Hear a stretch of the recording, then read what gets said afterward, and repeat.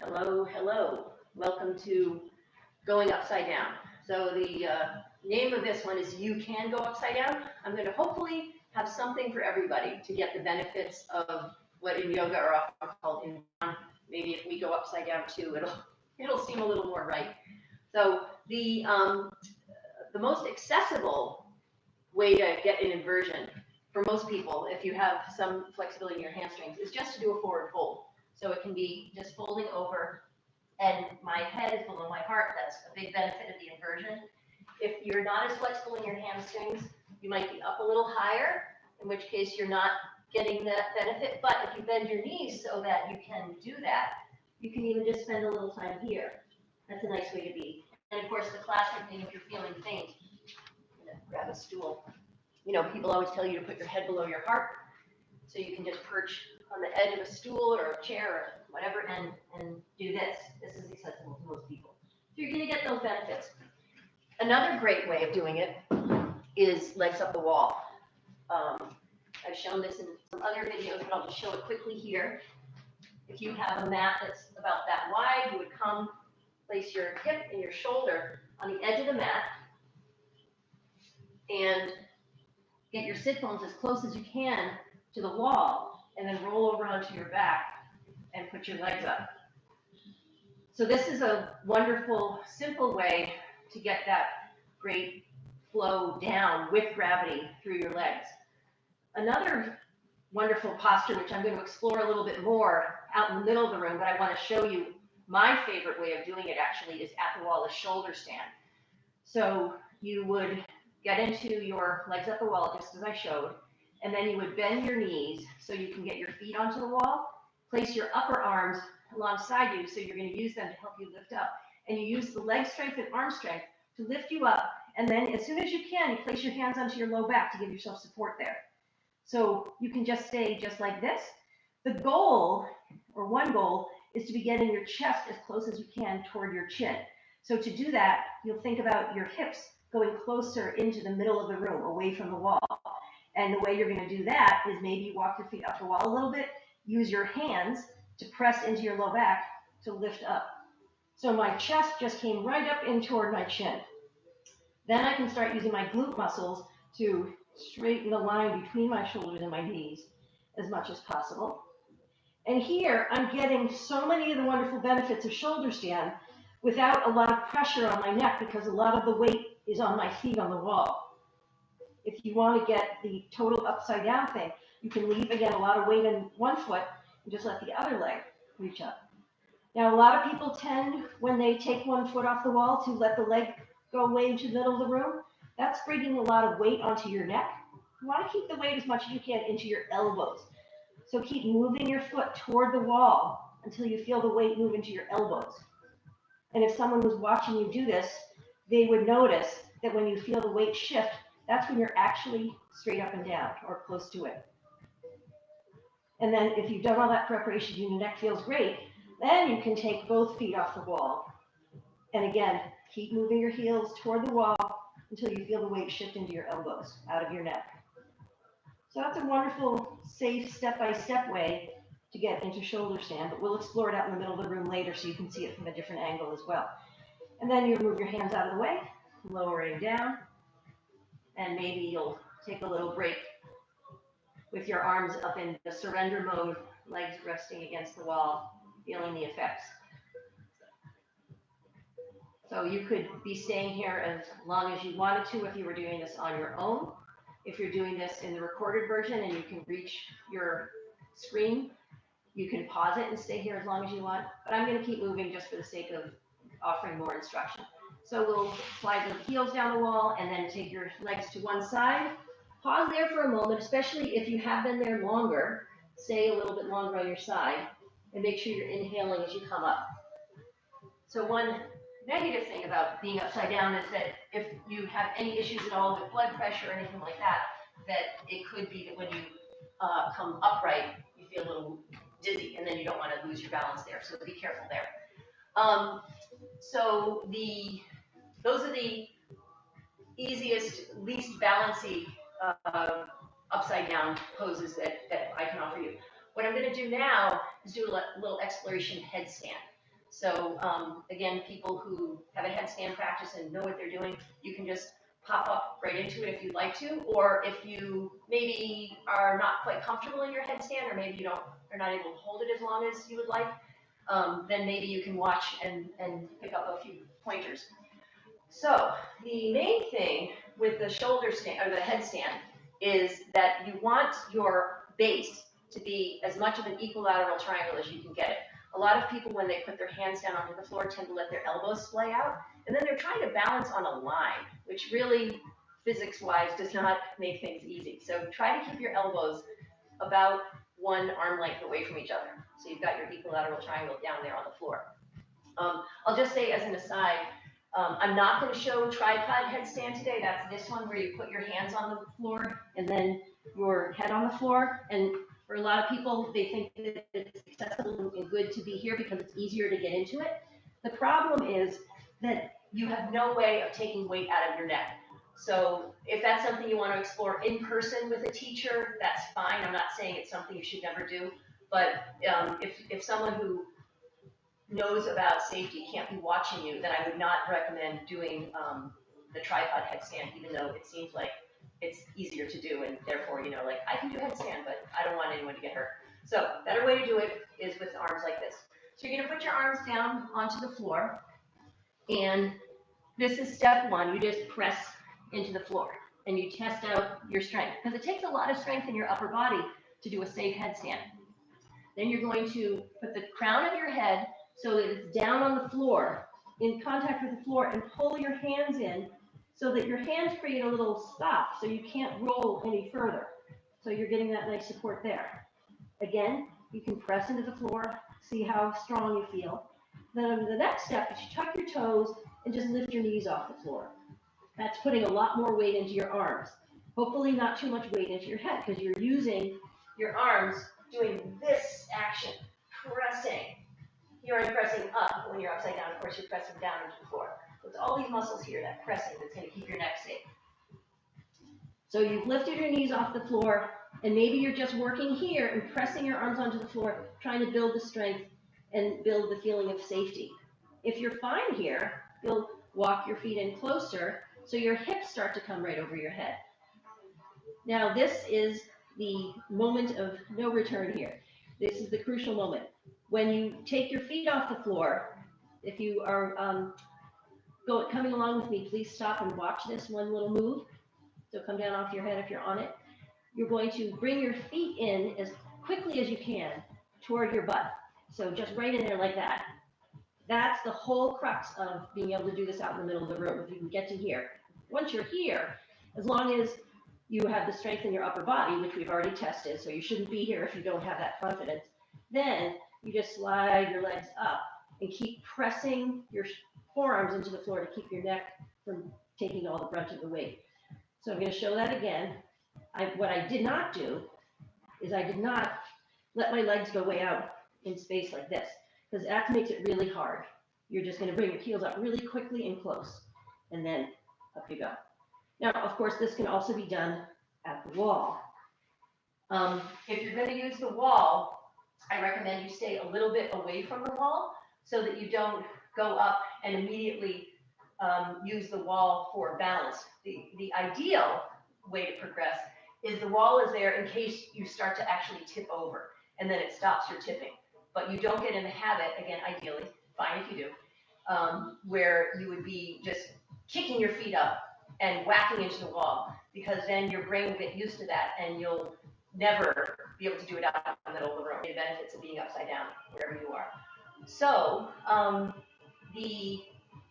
if you've been listening all along this time and you want to actually try it, then again, you'll take your tripod, place it on the floor, place your head there, tuck your toes, lift your knees, test the water, see if you are supporting your head safely, and then walking your heels or your feet in closer, heels right up on top, and then either staying there or extending your legs up into the air for the full headstand.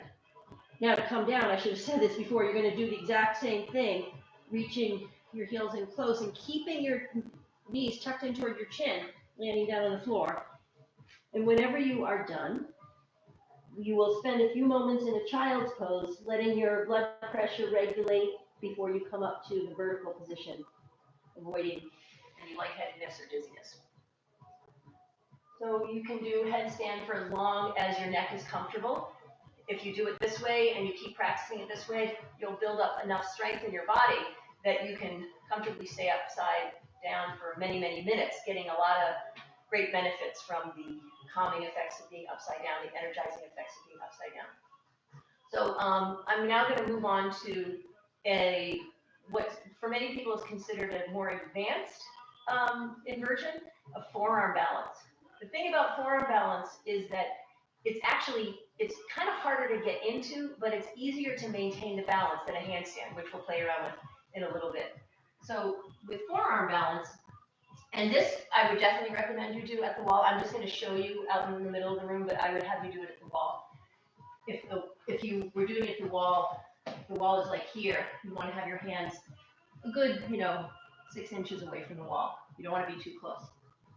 So what you're going to do here is, again, you're testing the water, seeing if you have the strength, because you don't want to throw your body weight up into the air on top of a bad base, a base that is not supportive enough that you're going to collapse and then your brain is going to register upside down as scary.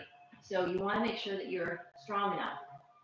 And again, the way we do it, tuck the toes, lift your knees off the floor, and you'll, again, feel that weight transfer to your hands or your forearms. Start walking your hands forward more and lean into it.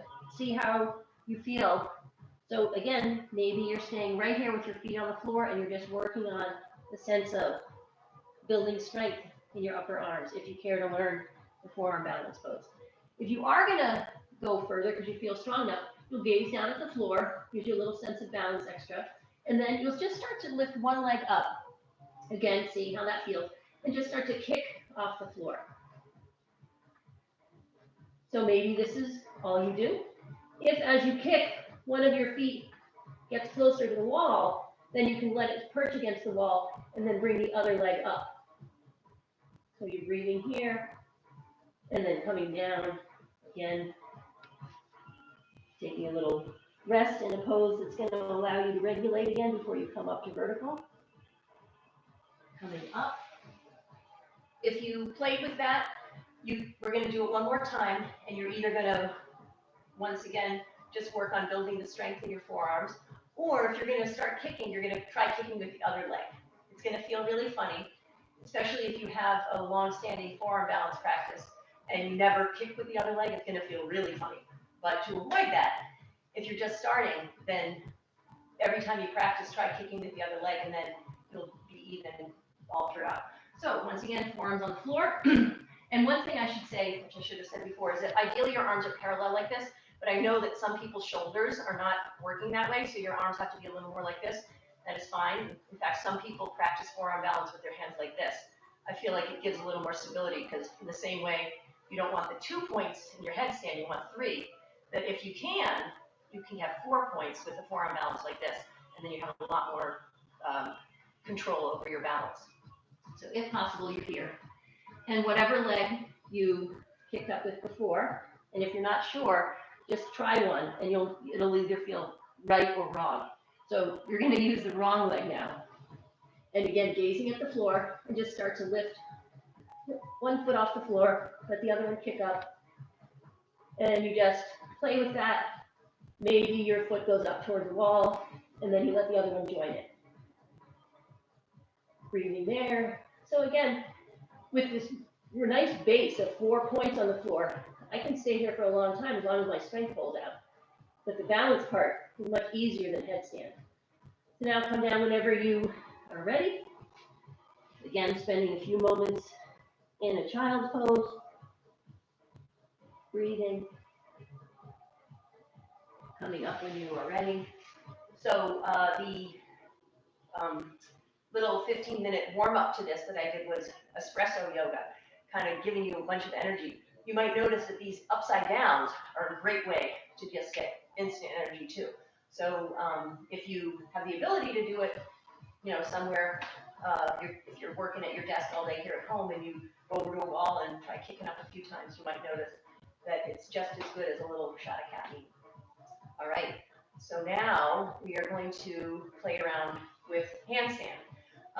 In one of my classes, I think it was the class Energizing Yoga, the full hour class, we played with handstand.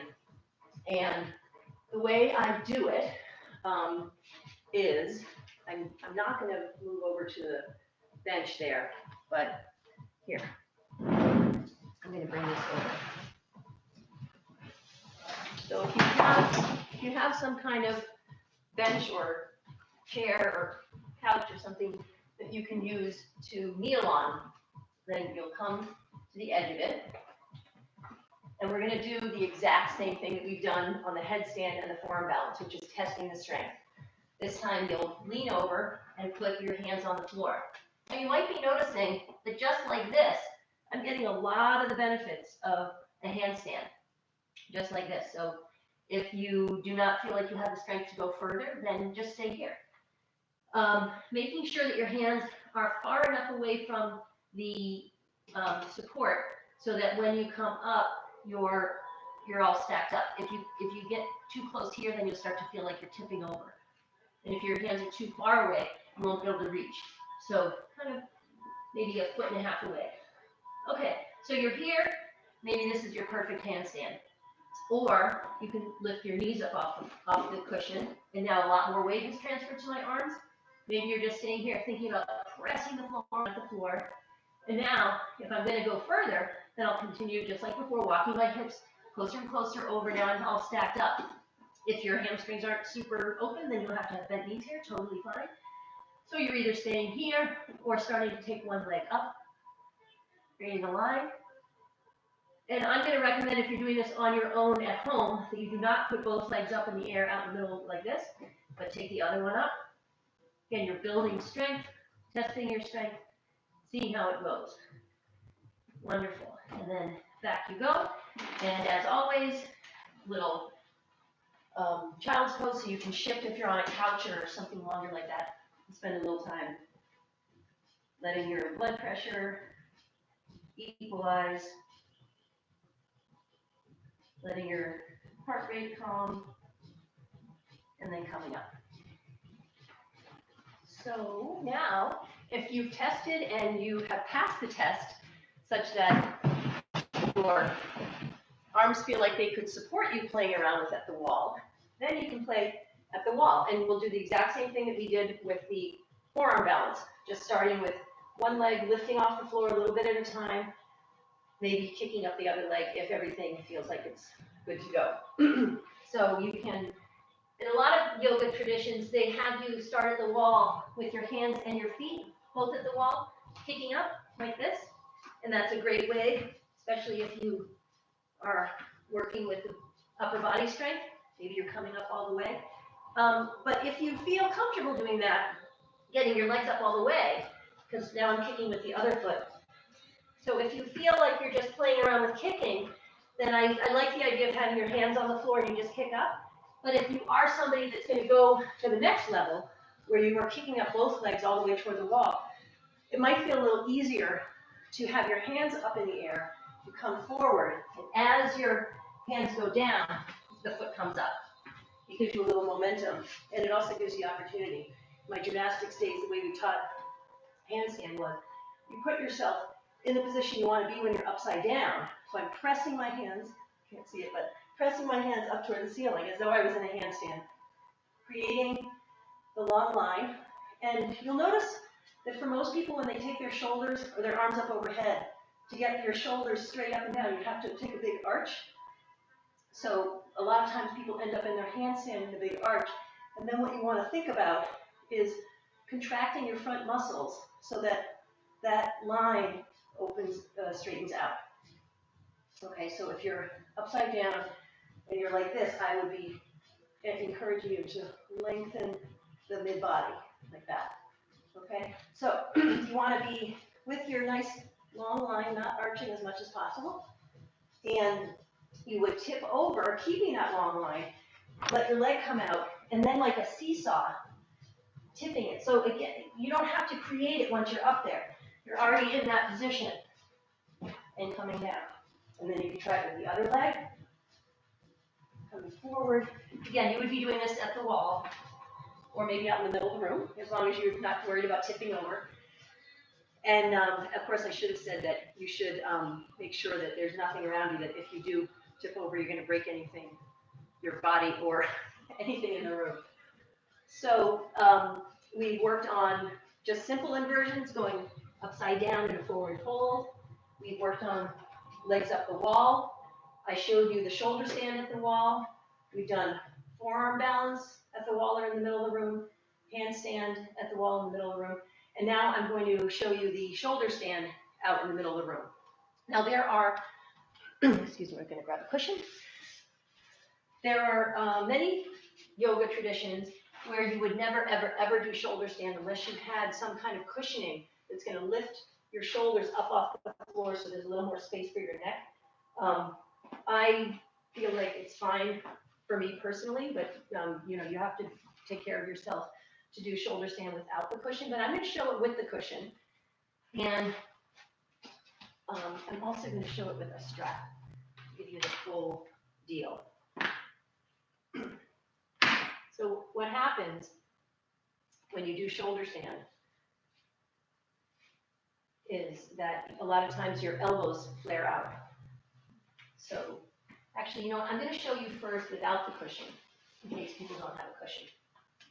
So I'm going to just quickly, and if you, actually, I would like everyone to just watch for a moment, even if you know what you're doing with shoulder stand. So you're going to lie on your back, and I'm just showing why I'm going to use the strap. That's why I'm having people watch for a second. So get any hair arrangements out of the way, because you don't want anything in the way of your head resting comfortably on the floor. And once you get into this position and you start to lift your body up, do not turn your head side to side, because there's weight on your neck and you don't want to be potentially injuring yourself. So keep your nose pointing straight up once you're starting into your shoulder stand. So now, once again, just like at the wall, upper arms are going to help. But now you don't have the pressing into the wall to help you. So you're going to use some core strength and a little momentum to lift your hips up off the floor and onto your hands. So pressing in, lifting up, and then you're creating that support there. So again, I've got a lot of weight into my neck right now. So what I'm going to do is I'm going to start to move my heels toward within the wall. So if you have that memory of being at the wall, then you can think about moving your heels toward the wall, your hips toward the middle of the room. And you'll notice that my chest is starting to come toward my chin. Now notice how far apart my elbows are. For some people who are very open in their shoulders, their elbows can be staying close to each other and giving you a really nice supportive shoulder stand.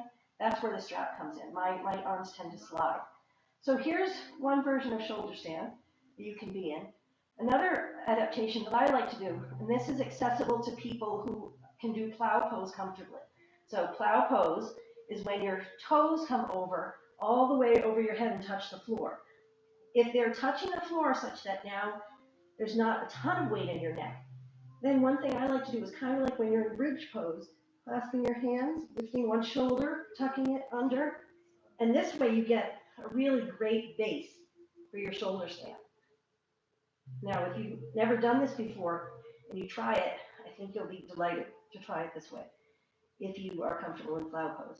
So then what happens with me though is when I release my hands, my elbows slide out to the side. And that's where I'm going to be showing you with the strap later. So you get your base all set up, fingertips pointing up my back as much as I can, and then I start to lift one leg up, and I keep my leg moving over until I feel weight move into my elbows, other leg coming to meet it, and then thinking about my hips going into what would be the middle of the room, breathing there. To come out, you can go back to plow pose and then unroll, or another interesting way to come out of it, if you're still watching, is to pivot your hands. Keep your thumb right next to your fingers, not like that. Don't place your thumb on your low back. Have your thumb right next to your fingers. And you're supporting the top of your pelvis as you tip over, let one leg come to the floor, and then the other, and you end up in a bridge pose. So that's kind of a fun way to come out of shoulder stand. And then if you want to do, I'm going to show a regular version of fish pose in a moment, but if you want to do what I believe is called couch pose, I'm not sure why, but it's a great counter pose to shoulder stand. And you're going to walk your feet in closer to your bottom, and then move your hands from your low back to your feet, and start to let your knees tip over toward the floor. Now you've got this great opening in your chest, and here's where the counter pose comes in. Your neck was compressed like this in your shoulder stand. You can now let it open, let your top of your head touch the floor, let your elbows and shoulder blades move toward each other, and a great counter pose. It's also a wonderful stretch across quads and hip flexors. So you can enjoy this. If you're here, come out of it, it's a little awkward, you shift back, and then lying down on your back. And that's a great way to end a practice. So that's one version of shoulder stand. Now, if you want to practice it, I'm going to talk you through it again, but I'm going to show you with the strap and with using a cushion. So the way you use the cushion, again, it gives you a little extra space here. And what you want to do is when you lie down, you want the cushion to be under your shoulders, but the back of your head to be on the floor. So if you're like this, you're not really getting the benefit because your neck is not lifted. And if you're like this, where your shoulder and your head are on the floor, on the cushion, then it's kind of the same as being on the floor. So you want your shoulders right at the edge of the cushion and your head resting on the floor. The strap, now I've got myself positioned so when I lie down again, I'll be in the right spot. The strap you're going to use to put up over your upper arms right above your elbows, like that.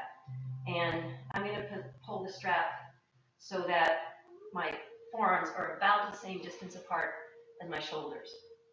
Okay, so I set that, and now I'm going to do that around behind me.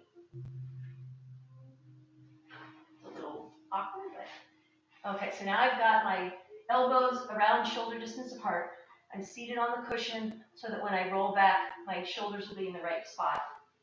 And now I'm all set with all my preparation. So once again, upper arms press into the floor, hips come high, and then they land on my hands. I'm going to start to lift my hips toward my chin, just toward my chin, and then let my heels drop over the other direction until I feel the weight come out of my neck and into my elbows. And I just did a bad thing. I just turned my head, so don't do that. I just wanted to see if I was vertical. But don't turn your head when you're in this position. It's a little safer when you're up on the cushion, but still not a great idea. Just all things considered. So you're letting the weight fall toward your elbows, feeling the upside down, feeling the compression of your chest into your chin, flushed out when you're here. Again, you can come out doing that couch pose by pivoting your hands around, keeping your thumb next to your fingers, or the version I didn't show before, lowering. You can just lower from here, actually, just letting your arms slide down, or you can let your heels go all the way over to cloud pose. If you've gotten there, then maybe you can reach around and take the strap off. And then slowly lowering to the floor. Now I'm going to show you the more classic version of fish pose, which is the counter pose, opening up that area where you're just compressing. So take your hands, place them right at the top of your thighs where your thighs and your glutes meet. And then you're going to press your lower arms into the floor, lift up, pull your shoulder blades toward each other, opening your chest, and with weight mostly in your elbows, open your throat and let the top of your head just touch whatever it's going to reach, the cushion and floor. Feel the huge expansive opening across your chest and throat.